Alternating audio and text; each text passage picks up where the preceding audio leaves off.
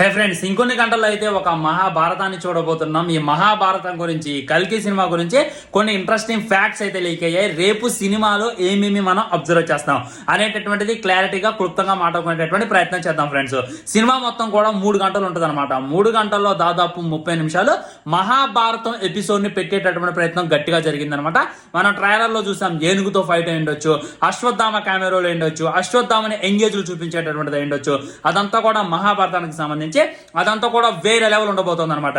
ఇంకొకటి ఏంటంటే, విజయ్ దేవరకొండ మరియు దుల్కర్ సల్మాన్ కెమెరాలు అయితే 100% కన్ఫర్మ్ అయిపోయింది చెప్పుకోవచ్చు. వాళ్ళైతే గెస్ట్ అపీరెన్స్ గా రాబోతున్నారు.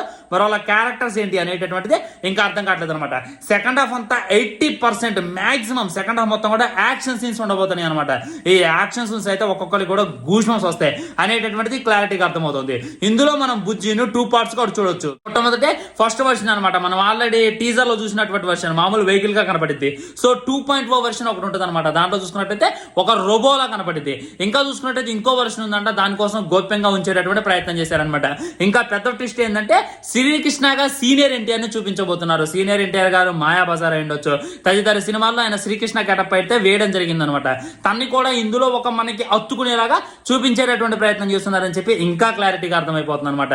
ఈ విధంగా ప్రతి ఒక్క క్యారెక్టర్ ని జాగ్రత్తగా అబ్జర్వ్ చేయండి. ఎవరు భైరవ, ఎవరు అశ్వత్థామ అనేటటువంటిది జాగ్రత్తగా అబ్జర్వ్ చేయండి. కొద్దిగా మహాభారతాన్ని మైండ్ లో పెట్టుకునేటటువంటి ప్రయత్నం చేయండి. మాక్సిమం రేపు సినిమా చూసి వచ్చిన తర్వాత అందరూ పాజిటివ్ రివ్యూ ఇస్తారు. ఒకవేళ ఎవడైనా నెగిటివ్ రివ్యూ ఇస్తుండు అని అంటే మట్టికి ఒకటే గుర్తుపెట్టుకోండి, వాడికి సినిమా అర్థం కాలేదని, వాడు సినిమా సరిగ్గా చూడలేదని, వాడు మందు దాగి సినిమా చూసిన అనేటటువంటిది క్లారిటీ గుర్తుపెట్టుకోండి ఫ్రెండ్స్. సో మీకు ఇన్ఫర్మేషన్ ఇద్దామని చెప్పి ఈ వీడియో అయితే చేయడం జరిగింది.